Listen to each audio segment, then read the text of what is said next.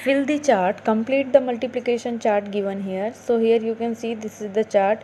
So we have to fill this by the multiplication. Okay, so what is the multiplication of 1? So just write 1 2 3 4 5 6 7 8 9 10, but not just table. Okay, because हमें यहाँ पे 11 और 12 भी लिखना है.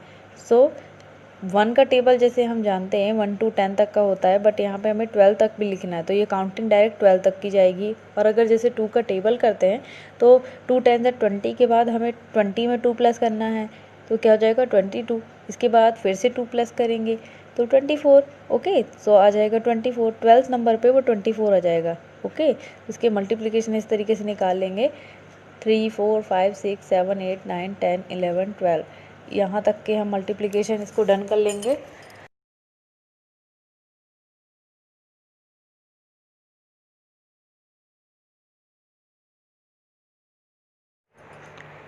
यहाँ मैंने 10 का पूरा 1 to 10 तक का पूरा यहाँ पे मल्टीप्लिकेशन करके आपको बता दिया है. तो 12 मल्टीप्लिकेशन में इनका क्या है, 10 तक का टेबल नहीं है ये, इसमें 12 मल्टीप्लिकेशन तक किया है मैंने इनका. ओके, 11 12 का आप खुद से कर लेंगे. ओके, तो इस तरीके से हम इन क्वेश्चंस का आंसर भी दे सकते हैं. तो इस तरीके से आप भी इसका 11 12 पूरा कंप्लीट करके मल्टीप्लिकेशन का पूरा टेबल तैयार कर लेंगे. इसके बाद इन क्वेश्चंस का आंसर देना है. Okay, so question is look at the green boxes in the chart, they show how we can get 12 by multiplying different number. तो इस चार्ट में देखिए ये जो 12 नंबर ग्रीन कलर से इन्होंने इसको शेडेड किया है, तो इससे हमें ये पता चलेगा कि ये किस किस के टेबल का मल्टीप्लिकेशन है. राइट, 12 को हम किस किस टेबल में मल्टीप्लिकेशन के तौर पे पा सकते हैं.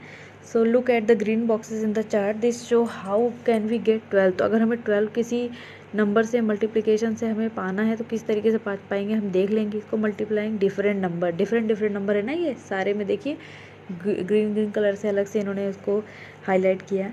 सो 12 equal to 4 multiplied by 3. So 12 is a multiple of both 4 and 3. तो 4 3 से 12 होता है ना, इसका मतलब कि 4 and 3 दोनों जो हैं वो 12 के मल्टीप्लिकेशन है. 4 के टेबल में भी 12 आता है और 3 के टेबल में भी 12 आता है.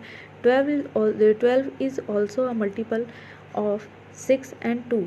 तो 6 और 2 का भी 6 2 से 12 होता है ना, तो 6 and 2 का भी मल्टीप्लिकेशन 12 है ना. As well as 12 and 1 we say 1 2 3 4 6 12 are factor of 12. तो जो 1 होता है वो तो सभी नंबर्स का फैक्टर होता है ना, तो 1 भी इसमें काउंट हो गया. ओके, और इसके अलावा जो है 12 के टेबल में भी 12 आता है ना, तो 12 भी खुद का मल्टीप्लिकेशन हो गया. राइट, तो इस तरीके से हम कह सकते हैं कि 1 2 3 4 6 and 12 आर फैक्टर ऑफ 12. तो इससे पहले जो हमने क्वेश्चन किया था उसमें भी हमने ये आंसर लिखा था, और इसका भी हम यही कहेंगे कि 12 का फैक्टर 1 2 3 4 6 12 है. ओके, तो 12 के फैक्टर हो गए ये सब.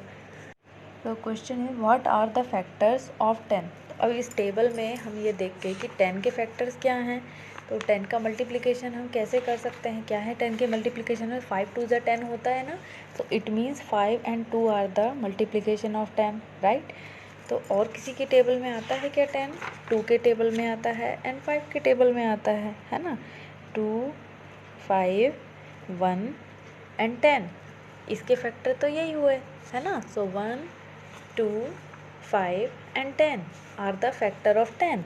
ओके, सो इस तरीके से आप इसमें लिख लेंगे आंसर.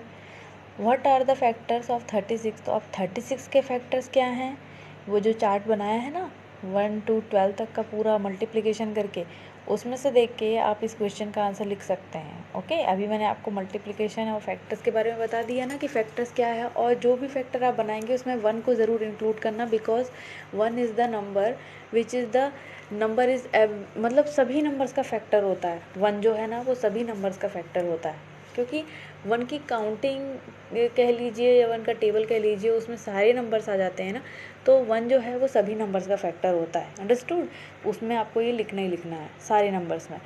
और उसके अलावा वो खुद भी जो भी नंबर होगा, जैसे 36 हुआ 10 हुआ, ये खुद भी अपने नंबर के फैक्टर होते हैं, तो अपने इनको भी लिखना है, 1 को भी लिखना है, इसके अलावा जो फैक्टर्स हैं वो भी लिखना है. Find out all the factors of 36 from the multiplication chart. तो अब जो भी आपके चार्ट में जितने भी 36 के मल्टीप्लिकेशन दिए हैं उन सबको ढूंढ निकालना है और उनको लिखना है यहाँ पे। What is the biggest number for which you can find the factor from this chart. तो सबसे बड़ा नंबर क्या है इस चार्ट में, जो मल्टीप्लिकेशन जो आपने अभी चार्ट बनाया उसमें सबसे बड़ा नंबर कौन सा है। ओके, तो फैक्टर है जो किसी भी नंबर का, तो उसको फाइंड आउट करना है। What can you do for the number bigger than that. Okay, तो अब आप इसके लिए क्या करेंगे, इससे भी बड़ा नंबर लाने के लिए, या ठीक है ये सारी क्वेश्चंस आपके होमवर्क हैं, so do it as the same. Okay, so okay, best of luck students.